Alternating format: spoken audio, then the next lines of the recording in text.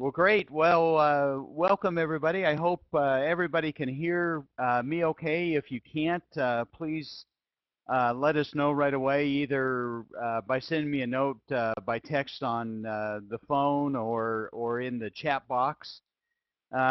We wish that we could get everybody together in Montana for a sales meeting, but in lieu of that, we're thankful that we can connect through the web like this. So this is really wonderful, wonderful technology. But we'd like to welcome you tonight to the In-Force Fixation System webinar presented by InnoVision. We just send our greetings to everybody. Hope everybody's doing well. As everybody knows, the Academy is next week, and we certainly hope to see as many of you as we can next week. InnoVision is in Hall A in booth 1308, and so we certainly want you all to stop by and say hi. So we look forward to seeing you. Well, we certainly appreciate everybody's time tonight. We know everybody's busy, but we really hope that this discussion will be beneficial for you. We're very fortunate to have Dr. Toney Russell again with us to discuss augmented fixation. As you know, I'm Tim Brown. Wayne Ritchie is also on the line. We're having a little bit of technical difficulties with him. Wayne is down in Phoenix, and so he'll probably chime in by the chat here. Otherwise, we get a fairly significant echo. Just some housekeeping rules because this is by webinar. Obviously, we have everybody's mics muted, but the main thing is that you guys know how important you guys are to us. We want to hear from you. I mean, this is really your time to ask, whatever questions, sales questions, what discussions you're having with surgeons, what discussions you're having with hospitals, the good, bad, and the ugly. So, please use that chat box to ask away. We may answer some of those questions as we go. Otherwise, at the end, we'll go through the list and answer all the questions that we can. If we happen to miss one of your questions, please let me know and we'll follow up. Dr. Russell is going to give us a presentation tonight. Typically, he gives some videos during that presentation, but because of webinars being a bit in their infancy, we found that it's easier to run those videos at the end. So he'll do his presentation, run the videos, and then we will have the question and answer period. So tonight we're talking about periarticular fractures and why a significant number of these are failing and what we can do about it. I really like to think about this discussion as getting the right material in the right place. So without any further ado, let me turn this over to Toney, and I'll give him the reins of the board here.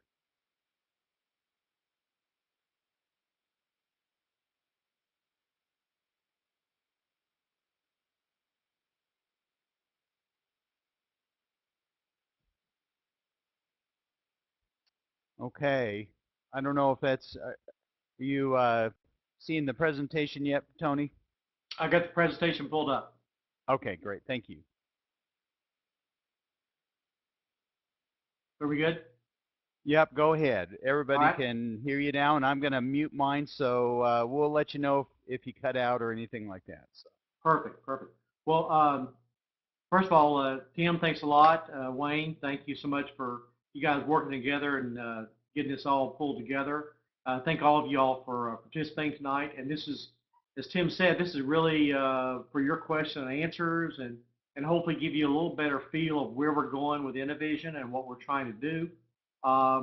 It's not a company that's just based on one screw. This is the first product, we hope, of several that are in the pipeline that we'll be bringing out in the next couple of years.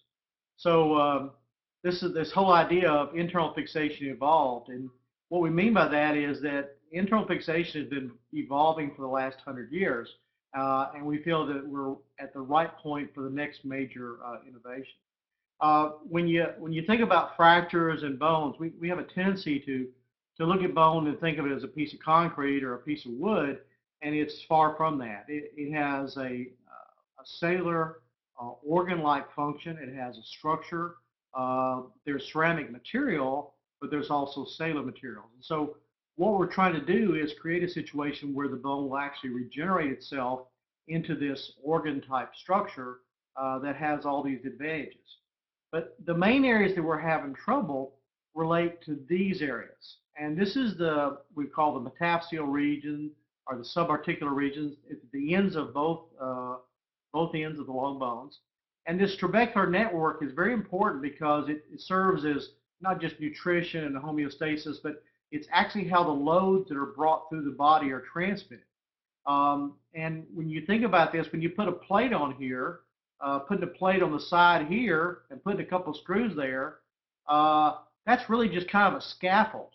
It really is hoping that the internal structure is going to be somehow regenerated. Otherwise, the scaffolding is going to fail and break. So when we have these metaphyseal fractures, as Tim says, they're multidimensional fractures, and the optimal thing would be using multi-dimensional fixation. So when you kind of look at this, I want you to kind of get a feel for the material that we're working on. This is obviously a tibial plateau fracture. This is a supracondylar intercondylar distal femur fracture, proximal humeral fracture, a severe elbow fracture. But the real problem is this. Now, this is normal bone. You see it's really kind of a spongy nature. But if you have any osteoporosis, these holes are much bigger. And so this is trying to fix a really kind of a spongy type material with a screw. And if you think about that, the screws don't really grab this material as good as it should. The hip is another big area. And if you look at this, this is one of our major fracture failures in surgical treatment because we can fix this with something, but these voids that normally exist in this area lead to implant migration within the fractures and within the bones, and they can actually destroy the bone. So the idea of doing something to augment this trabecular network so it can be rebuilt would be really good to combine that with our internal fixation. Same thing with the knee. So it's not like oak. It's actually this porous material that you'll see here. And this changes with age to make it even more porous. This is the distal tibia and the ankle area, also the calcaneus. And you can see that these areas really have very little support. And it's kind of sad to remember, but you remember the World Trade Center. The World Trade Center was a structure that's built by using the outside perimeter to hold it up. And when you break that outside perimeter, it just collapses down. And that's what happens with a lot of these type of fractures. This is the distal radius, another common fracture. And volar plating has really kind of taken over in this area, primarily because it controls the collapse that can occur. The proximal humerus, same type of material. Now, this is obviously worse in older people than younger people. So if you look at how we've been looking at fracture surgery, and this is kind of so you can understand when you're talking to your doctor, is that the evolution of the last 100 years really started out with the idea that if you reduce a fracture or take a broken displaced fracture and line it back up, then that improves functional recovery. And that came out with some British studies in the early 1900s. So this idea that if you could rebuild the periphery or the cortical area of the bone, that would lead to better function. And the AO was actually kind of founded on these principles. And they are that anatomic reduction means primarily you're reducing the cortex surface or the scaffold on the outside of the bone. You can't really do anything about the inside of the bone because it's typically just crushed. The fixation will be fairly rigid so that it doesn't teeter-totter or move in the wind. You need to preserve the vascularity because that's where the new bone receives the nutrients to actually rebuild itself. And if the fixation is stable, then you can actually start moving the joints earlier, and this will allow the muscles to be strengthened faster and actually get the bone density back up where it's supposed to be. In the last 30 years, most of the improvements have been based on trying to make the plate and screw more stable. So if you look at it, we've had lock plating, hybrid plating, polyaxial plating, all these things trying to keep the internal fixation from failing. And if you think about it, that's where most of the innovation has come from. Well, is that working for us? Well, after 30 years of working with lock plates and things, we're still seeing the same type failures. They're more common in osteoporotic people. But if you look at this, this first case, this is a plate that's broken. And basically what happens, if you look at the initial reduction here, there's no bone in that area. So they put the scaffold up to here to hold it up, but nothing over here. And so what happens is eventually these screws just cut through and the plate breaks and it collapses. So the scaffold failed. Another example where what happened, the bone was so weak here that the screw just cut through it. And it actually required revision to a total hip. This is a distal femur fracture. Same type of situation. This area of bone here, this deficit, did not regenerate, and so the plate failed. So the real question is heavy metal to answer, because we've been trying to add more and more screws and more metal, and really what we're seeing is it's not working. So the idea with this is that maybe with ceramic or cement augmentation, we could actually get the problem solved without having to put so much metal into the wound.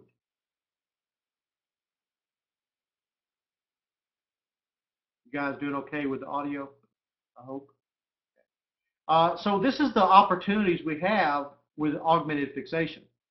The augmented fixation, first off, is tibial plateau, because that's something that 90% of orthopedic surgeons treat. The tibial pilons, usually more in trauma centers, but the low energy ones, the general guys are treating. Calcaneus, the hip fracture, just about everybody treats. We're using it, actually we have 2 cases using it for posterior wall defects to regenerate that bone. And then the other opportunities are the proximal humerus, distal radius, and then other osteoporotic fractures. We can talk about that more.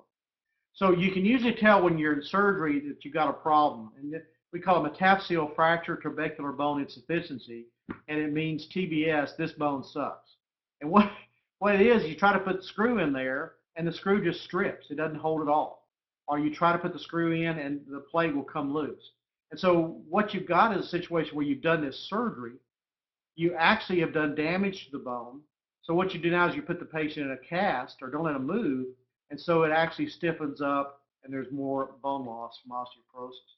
So this is the kind of a vicious cycle that we're going to try to avoid with augmented implants. So you get a lot of the guys saying, gee, I really don't have trouble like this, that I just pack in Kinsell's bone chips and it does fine. Well, it does fine if they probably don't need it. In the cases where they really do need supplementation, it fails in 30% of all series. And so folks will say, gee, I have better experience. And there are some differences in how people pack bone in. But mechanical testing has shown that the structural stability of a Kinsell's bone chip is about 1-2 megapascals. And that the normal trabecular structure of bone has about 10 to 12 megapascals of strength. So it's 1/10 of the strength that you need. And it doesn't matter how hard you pack it in.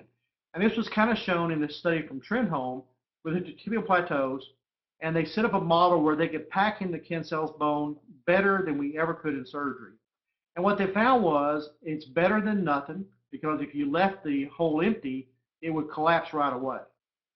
So you have some small collapse in Kinsell's bone with time. But here's the problem. Nobody puts weight on their tibial plateau fracture with Kinsell's bone. So they don't weight bear them for 3 months, and then they let them go.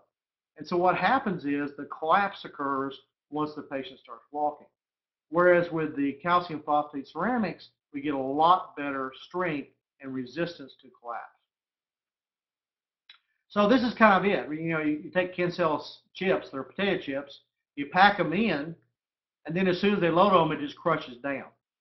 So that's kind of what you can think of Kinsell's bone. The real problem is that this stuff has to be inflammatorily handled. So basically the living cell tries to digest the dead bone and do it, but it takes a long time for that to happen.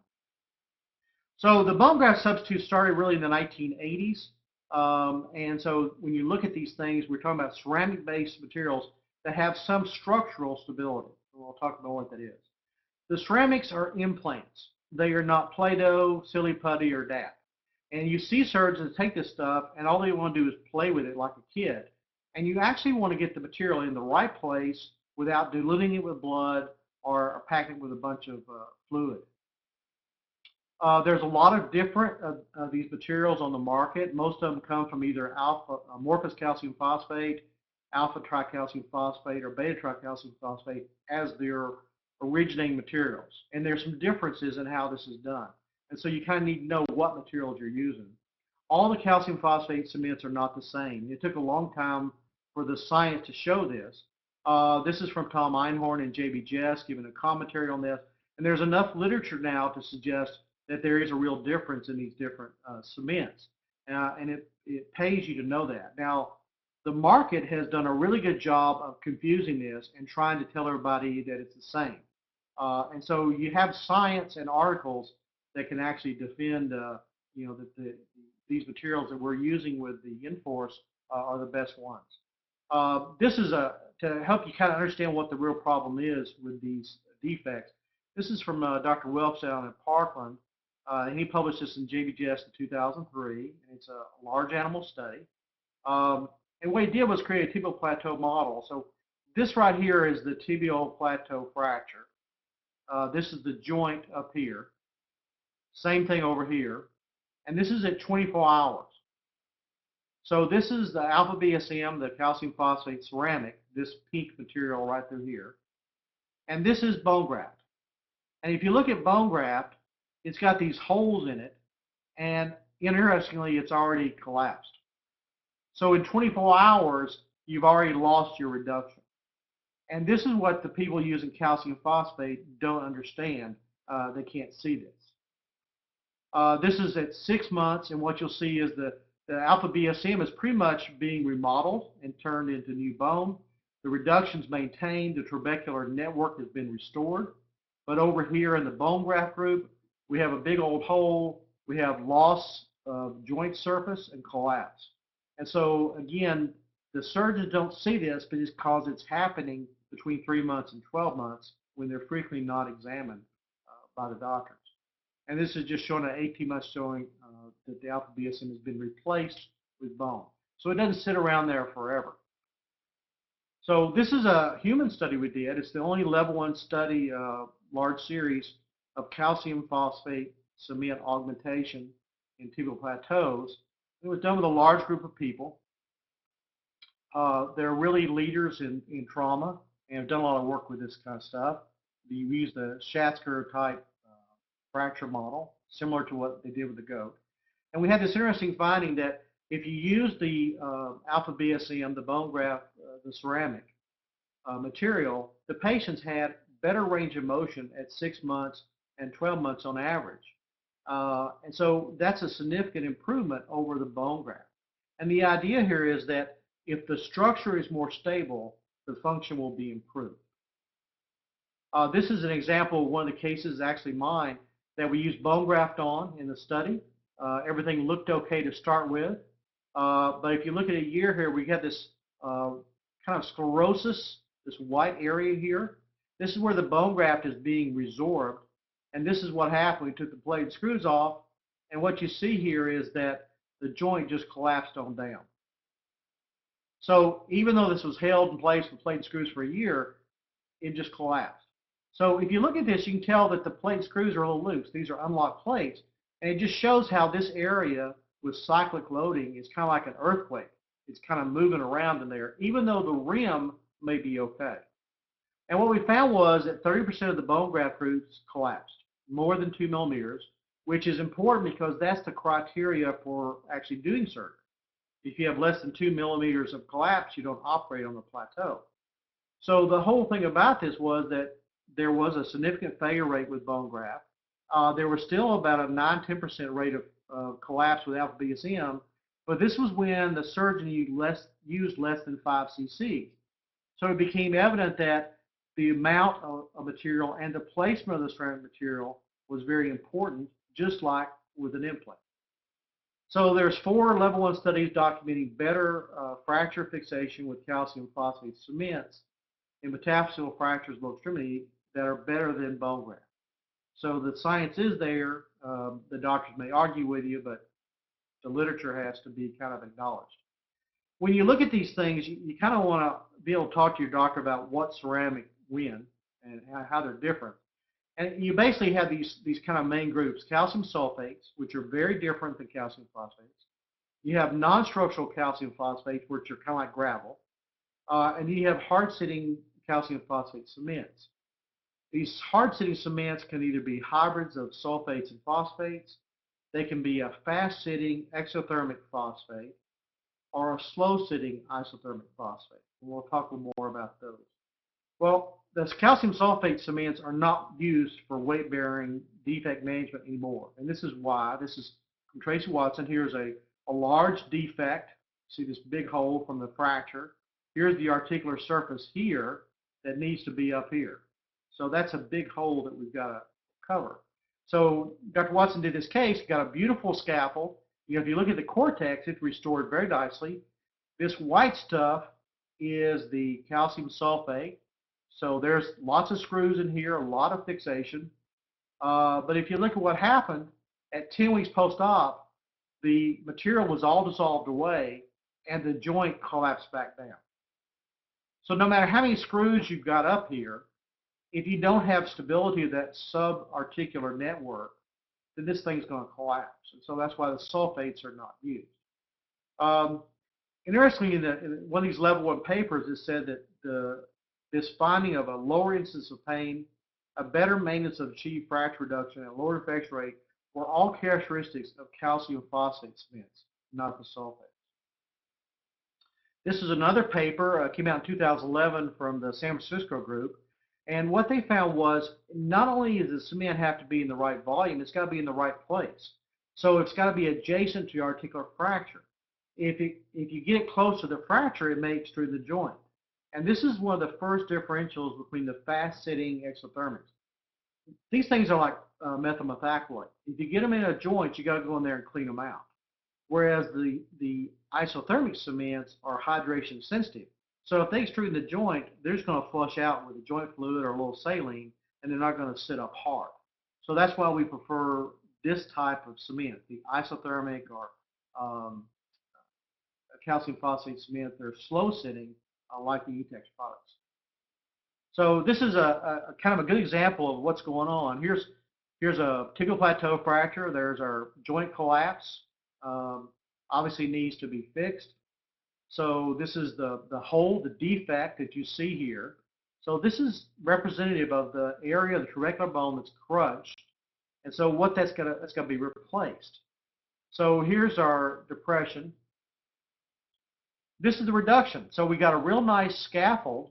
Okay, if you look at this, the surgeon was very happy with this. Said, "Man, I'm very happy. That was busted up, and now I've got the scaffold on. It looks great." And then this is what happened next. But I should point out, there are 2 little screws here, right? But if you look at the cement is down here. It's not up in the joint. Well, what happened? Well, this is 2 weeks later, and you see it's already collapsed. So our cement down here doesn't help us at all when we need it up here. Also, you can see that a lot of the cement actually came out of the joint. It is actually the soft tissues. So this was a Norian type device, and it really just doesn't mold well in many cases. All right, this is how we did the original study. We'd open up these fractures and pack this material in there and then try to close it down, but that was kind of messy, and if you had a really comminuted fracture, it was a mess. So this resulted in lost material, improper filling, and so when you put this stuff in and half of it's on your hands and not in the bone, you know it's not going to work. It's just like putting on a plate that's too short or not enough screws. So this idea of fracture implant augmentation is, what if we can combine the implant and the ceramic so they're integrated in a way that gives us a better construct stability, better patient outcomes, It's value added because we're not wasting material. We're not overusing plates and screws we don't need. And more importantly, if we could get surgical efficiency and reproducibility. So a surgeon in San Francisco could do the same job as a doctor in New York or Louisiana. So this is the idea, and y'all have seen this at construction sites. Here's concrete block. Here's a piece of steel going through the middle here. That's rebar. And then here's the cement. So we've actually improved the structure of this device, this building, with this idea of rebar. And this is from Dr. Phil Proctor at Brunel, and just showing this is cancellous bone, what it really looks like, and this is a regular cancellous screw. And you look at this, you say, how in the world does that work at all? So people now are starting to try to get the cement in around the implants. This is an example from Switzerland using Norian. This is what we've been working on, and this is a device where the implant goes in. This is the N4 screw, these lighter color screws in this area. You notice they're placed up close to the joint, and so you basically mix the E-Tex materials. They're injected with finger pressure, and what these do is the way the screw is designed, it will actually create a placement of the cement so it actually will go around the screws and find the crevices. So it actually will seek out where the holes are instead of being stuck down below where you don't need it. This is the first device that's been cleared by the US FDA where you can combine an implant and biomaterial. And we did it by meeting a lot of the safety profiles, and we'll talk about that more. The current generation screws are 4.0. They're fully cannulated and partially cannulated, and they go from 25 to 75 millimeters. You guys probably know this already from in-services. Instrumentation is pretty straightforward. It's K-wires, a drill, soft tissue protectors, pretty straightforward. So the only two things that are clear for injection right now are beta BSM and Keragen, both from E-Tex. What are those things? They are slow-setting metallic calcium phosphate cements. They're nanocrystalline. And the thing you need to tell your doctor is it's the closest thing to human bone mineral crystals. So that's the reason that they get metabolized by the body, and they work so well. Why was these two approved by the FDA? They met all of our safety studies. They had level of evidence for success. And when we did our risk analysis, the FDA agreed that these cements were the ones that were the safest to use. So if you look at the material, how is it different from the others? Well, this is how it's different. It's actually taken by the body, by the osteoclast, broken down, and new bone is formed around it. So this white stuff is the E-Tex materials. Okay, this is an osteoblast. The red stuff is new bone that's forming. And so you basically have these cells that are eating away the material and forming new bone behind them. And this is exactly the same way that the body heals itself. This is from Dr. Kaplan at Tufts, and it shows this is the E-Tex material that's scanning microscope. Here is actually an osteoblast digesting away the material. This hole is actually where the material is being dissolved away. And then this is the osteoblast, and this is new bone that's being secreted right on the material. So this forms like a honeycomb of new bone on top of the E-Tex, and it gradually is replaced. This is kind of what the cells, the peak cells are the osteoblasts that are put on, and this is showing how the cells are starting to actually grow, and you can see how the trabecular pattern of the bone is restored. This is actually the crystals, all this white stuff, this porous structure, it's a matrix. So these cells can actually regenerate the trabecular network. So this is the N4 screw. You can do it percutaneous, depending on your fracture. You can do it open. This is showing one of our first cases. Here's our tibial plateau fracture through here. This is actually the articular surface down here, and it's missing from here. So this is the cross section. Again, we kind of see the characteristic pattern. There's the hole. The joint's actually down at the bottom of that, kind of like a well. Kind of going down, you'll see it. This is, you see how this fragmentation, there's no screws that are going to hold this in place. You need something that actually acts as a temporary support for that trabecular network. and that's going to be the cement. So here's the kind of the scaffold put on. Here's the articular reduction. Looks pretty good. This is our defect. Our defect is going like this. Okay, you can kind of see a little better through here. That's the area that we need replacement. Otherwise, the joint's just going to collapse again. So here we start injecting. This hazy color material. That's the first cement coming in. We still got more holes here, and we got more holes here. So we're going to use 2 screws in this construct. Now you see the material starting to flow. More flow down here from this area. So we're starting now to see cement all through this area. But we still have some holes up in this area. So we put in about 10 cc's in here, and this is the final construct. You can see the cement goes all the way around and actually finds the whole area that's defective. You can see it coming all the way right up to the joint surface right here. So it gives much better feel of the fracture than if you try to do this with an open packing or if you try to do it with a needle. Here's another tibial plateau case. You see that this is obviously just depressed and collapsed. This is the reconstitution. Again, the scaffold gets rebuilt first, right? The articular surface. We get a couple of K-wires in there. Then we put the N-force screws in as rafter screws up close to the joint. The plate is then applied. And now with this in place, we start injecting the cement through the screws. And you'll see here's the screws right up here. This is the cement filling in through here. You notice the cement came all the way from this screw, came all the way to here. So the screw will actually hydraulically move the material into the right place. And this is actually from Dr. Sharkey up at Aumented in Pennsylvania. And this is an injection that he'd done in a patient that was coming to a total knee. And if you look at this, this is the articular surface here. This little white stuff right through here is the ETEX keratin. So you can see how well that the ETEX material penetrates into these trabecula and reinforces them. So that's how we get our strength, and we're actually rebuilding the bone from the inside rather than the outside. So I think that this combination is now going to open up a new era in fracture fixation. What I mean by that is that we've been using more and more plates and more constructs trying to keep the scaffold in place, when really what we need to do was to rebuild the internal trabecular network. And that's what we're trying to do with the ETEX materials and this combination of implants. Our hope is that there will be a lot more research in this area, and we have the potential to improve the patient's outcomes from this as well.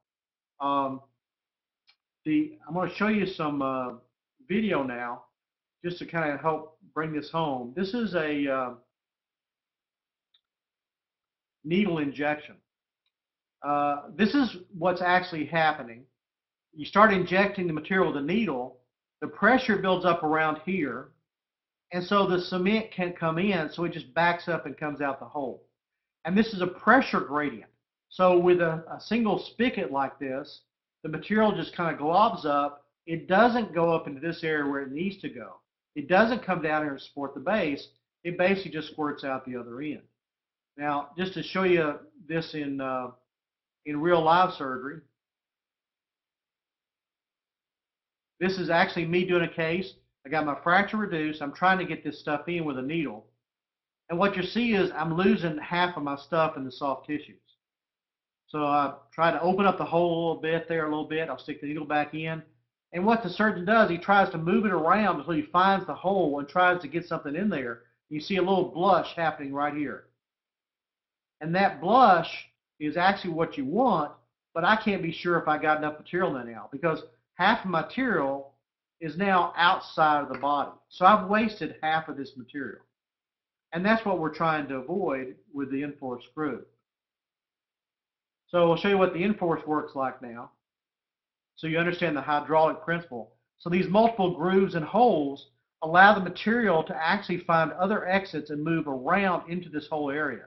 So we actually get intrusion as it goes through. It keeps pushing the blood and stuff out. And the blood and debris are actually being pushed out of the fracture zone and out of the cracks in the bone down here. So it actually will empty out that cavity and give much better feel. So having done all that, I guess now we ought to go on to the questions. I saw there's a lot of stuff happening in the chat room. So Yeah, Tony, Tony, thank you very much. That I tell you, that is just such a wonderful presentation of really what is actually happening in bone and the biology of bone and why this is so very important. Tony, if you could maybe answer John Welsh's question here. Are you drilling through the beta BSM or pretty much just injecting it through the Inforce after your plate screw construct is in place? let me see. So is that in the chat room, Tim? Yeah, Where's it at? should be at the very bottom. Very bottom. Okay. Are you drilling through the beta bit or pretty much? Okay. So the whole idea of the Inforce screw, John, is that the material, you get the scaffold built on the fracture. So think about the building like a construction building. They build the scaffold on the outside to hold it up. They get everything in place there, and then they start building the internal structure. Okay. So what we're doing with this is the same thing with Inforce. We get the outside bone reduced. We put the Inforce screws in. We mix up the cement, and we inject it through the Inforce. So the whole idea is the surgeon doesn't have to worry about losing material or having the material sitting up on him too fast. All he's got to do is build the scaffold like he always does, put the Inforce screws in, and then inject the material as the last step. And then basically when you close the wound, material starts hardening. And it takes about 4 hours for the ETEX materials to actually sit up and get their strength. So we're not drilling through the materials anymore. We're just actually inserting everything through the Inforce screws. Tony, I think we're fairly caught up on the questions. I'd like to, I wish I could open Wayne's chat here, but again, he's down in Phoenix in his hotel, and the connection is not super good. So he wants to just basically kind of open up a bit of a chat dialogue.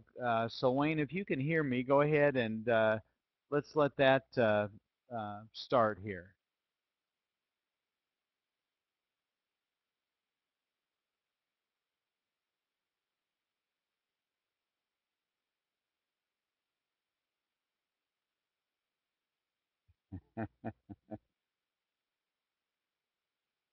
So Wayne, are you coming on? Well, Wayne is just in the chat room. Oh, I see. I see. This may be the quietest that you guys will ever hear Wayne. So can I make a comment to Steve Zimmerman about the final tightening of the screws? If it's osteoporotic bone, then you don't have any trouble putting the screw in. The cement, in the operating rooms, the room temperature is between 65 and 70 degrees. The cement doesn't harden until it gets around 37 degrees. So you have really plenty of working time.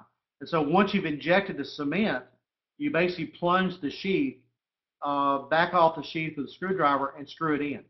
Now, where I have had trouble, if I did a proximal humeral case last week, where I put the screws into the humerus, and the bone down lower was actually very strong, and so the screw would not countersink through the hard cortical bone. So if you're in cancellous bone up near the knee or the ankle, that bone's soft enough, and more people it'll sink in flush. But if you're on cortical bone that's good, you're probably going to have to over drill the cortex to get the head to seat in there. But the cement is not going to sit up while you're trying to put the screw in.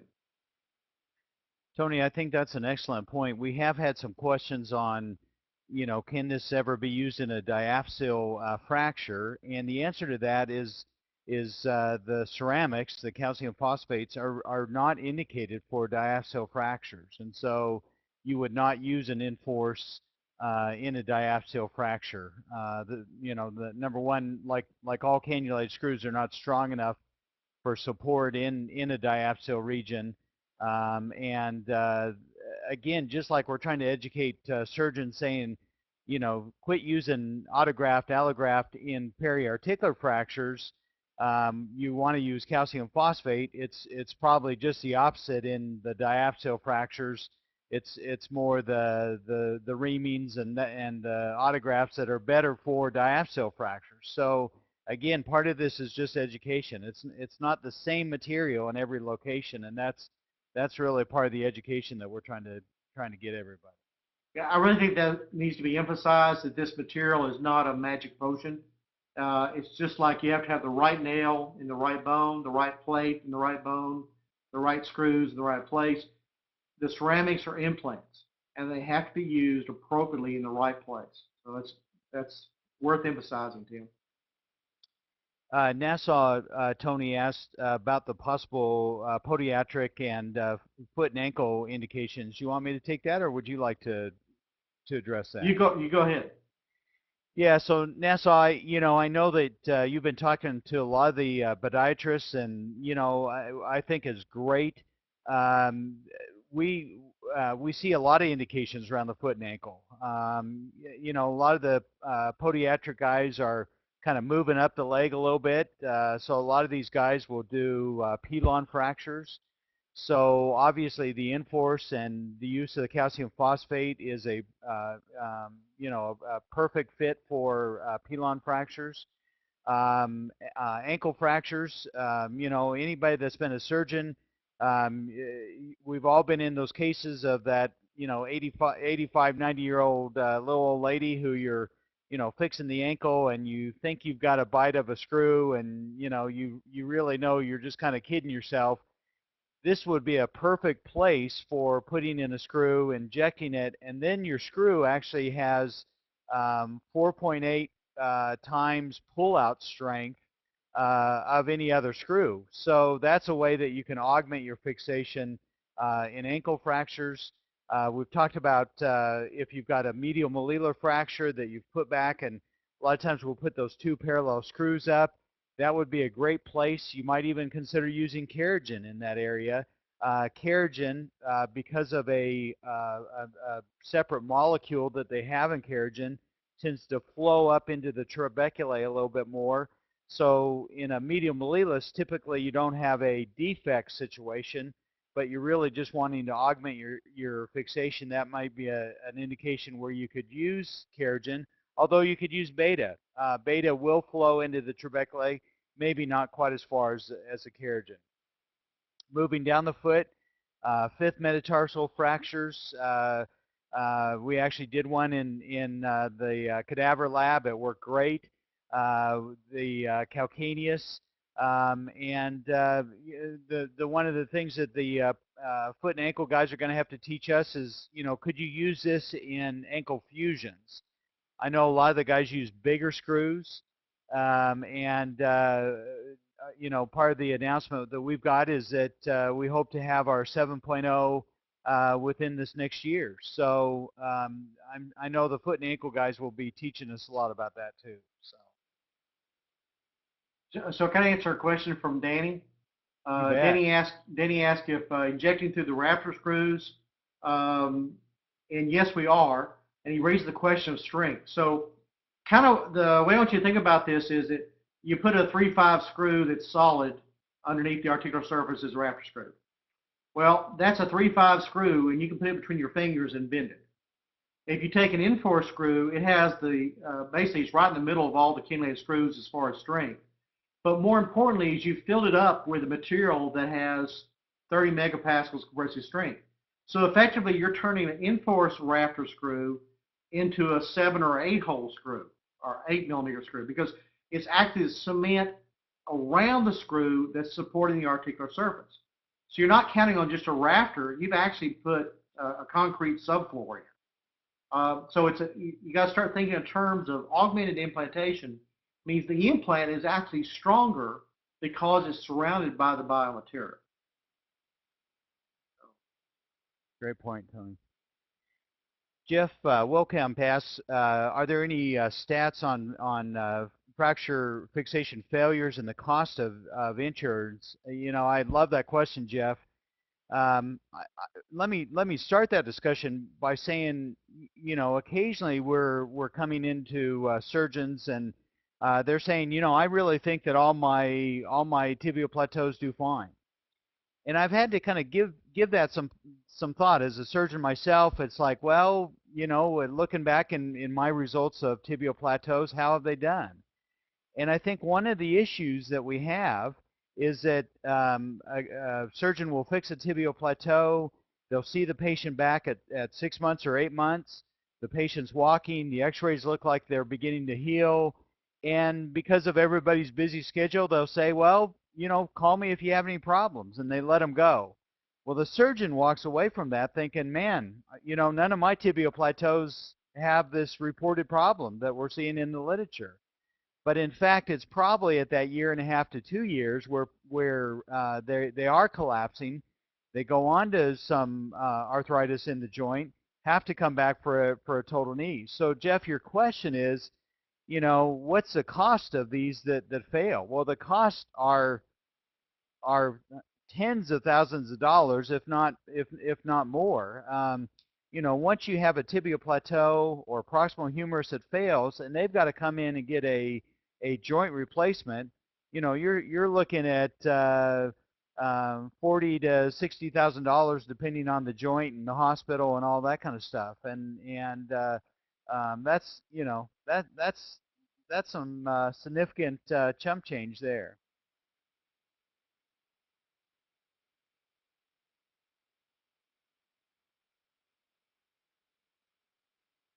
Tim, there's a question from Jeff. It says, why would surgeons even hesitate to use this system? Surgeons are nervous and skeptical by nature. That's how they're trained. And so they always like it better when one of their buddies tries it first. And so I always tell folks that what you got to do is you got to find a Mikey. Mikey will do anything.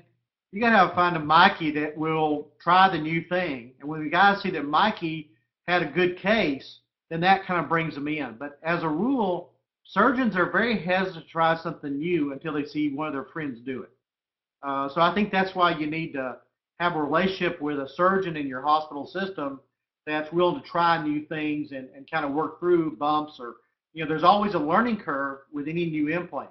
And there's some things that we can help them to shorten that learning curve. But just how to mix the material, get the screws in the right place, all these kind of things. Some surgeons are very intimidated by a change in their routine.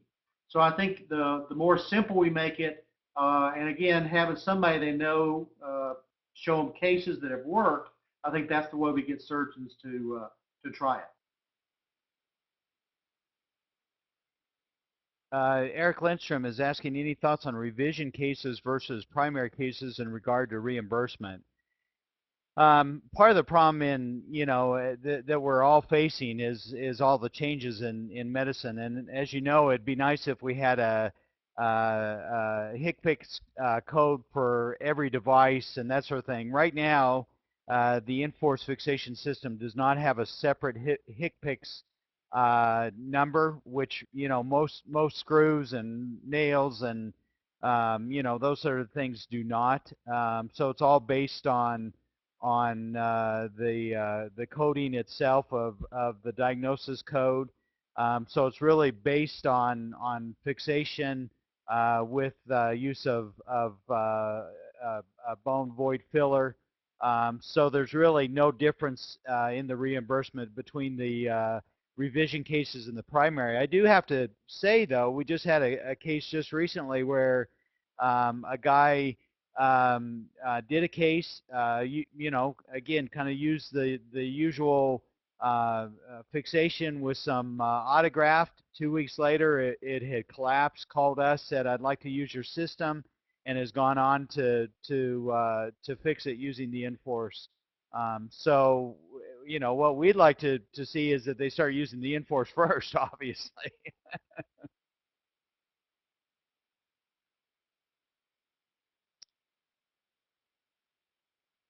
Any other questions, guys? Because anything you want to ask is okay.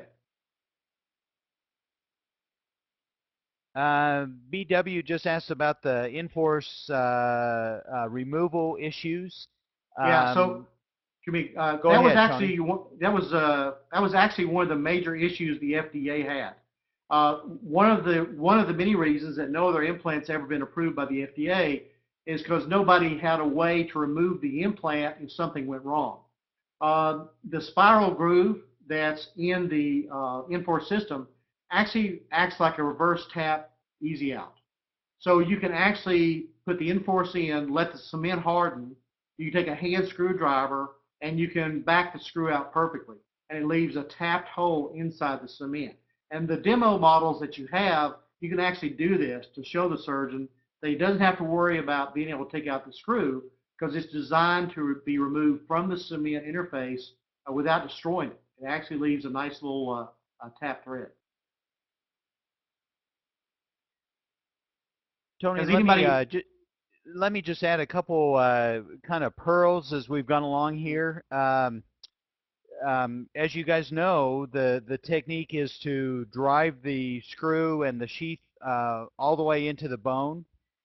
Make sure that when your surgeons do that, that the sheath comes flush up to the cortex. The first fenestration hole is fairly close, and so if it's sticking out of the bone at all, you'll get leakage of the beta into the soft tissue or into the wound, where we want it obviously all to go into the bone. So don't let them get fooled by any periosteum or soft tissue envelope. They want to make sure that the sheath is all the way down next to the cortex. So then when they inject it, it's all going into the bone.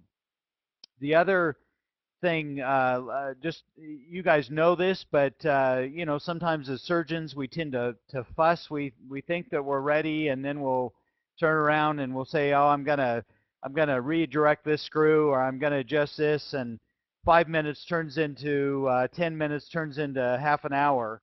Well, we've had just one case where they had mixed the calcium phosphate on the back table. The surgeon did just that, turned around, started to kind of fuss a bit about something, picked it up 30 minutes later and tried to inject it. Well, it wouldn't go through the screw, obviously. So, our message is, have the surgeon be ready. He's got all the screws in place, ready to inject, now mix. I know that delays things by about 2 or 3 minutes, but it's just going to be safer for everybody to have fresh mixed cement that's going to easily go through the screws. So, Tim, Melissa asked a question about how do you deal with a doctor who says he wants to use a different material than ETEX. So, yeah, Melissa, I empathize with you. So, there are certain materials I can tell you absolutely will not work with the screw. Methyl methacrylate will not work with the screw. Norian will not work with the screw. Hydroset from Stryker will not work with the screw. We have looked at other systems, but nothing else has gone through the FDA. So as a company, we can't tell you that you should do this or not. But I would really caution the doctor that he needs to try it out in his hands some way before he tries to do it with a patient. Because I can tell you that if he tried to use methyl methacrylate or Norian, it'd just be a disaster. Those materials are too thick, and there were a lot of the reasons why the FDA did not want us to use those materials. They didn't pass the safety test. So I think that the safe thing to tell the doctor is that the FDA approved these materials because they were viewed as the safest and the best risk-benefit profile for the patient. And using something off-label just may not be in the interest of the patient. Tom's asking that in the demos, occasionally he'll have a hard time getting the sheath unscrewed from the screw. And I've seen that also, Tom. The thing is, just don't power that on there. Don't of course, you can take a hemostat and get a grip on it and turn it off that way. But the trick is just some guys always want to just force things on there. It really is just a two finger tightness of the sheath onto the screw, and that will keep you from having a hard time getting that off. Yeah, 2 finger tight's right.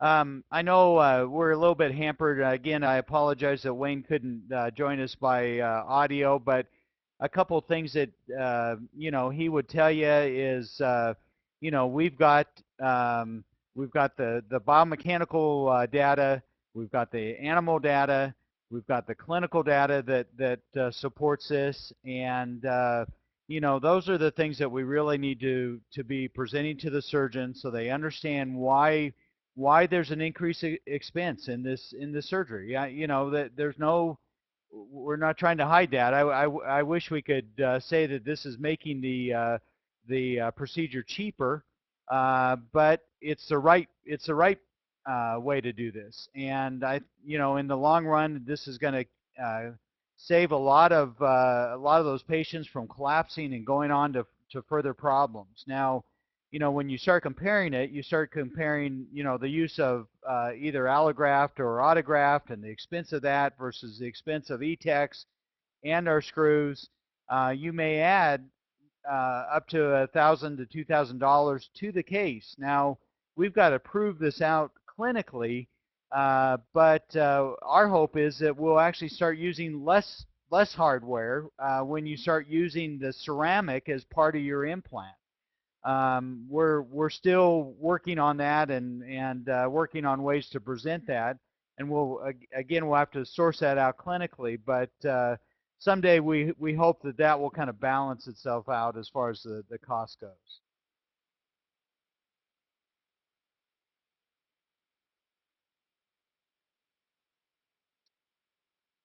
Well, guys, we'd love to hear from you as far as how it's going out there, what kind of feedback you're getting from physicians. If I've been involved in orthopedics for 25 years now, and to me, seems to be one of the easiest things to talk to other surgeons about.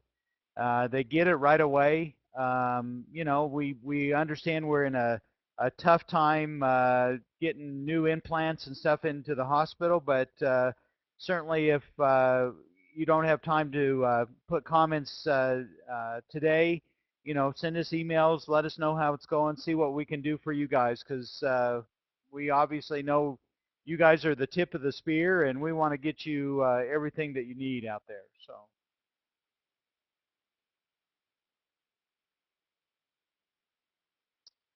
Well, Tony, I don't see any other questions at this point. Unless you have anything you want to add, I think we could call it a night.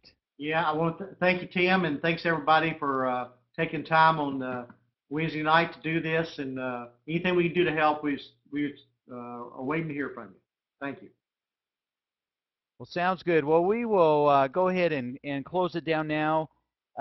This has been recorded, and if I can figure out how to do it again, I will put this on YouTube and send you all a link so you can. Some of the guys I know were in surgery tonight and could not make it, and again, we're here for you guys. So God bless you, and let us know what we can do for you.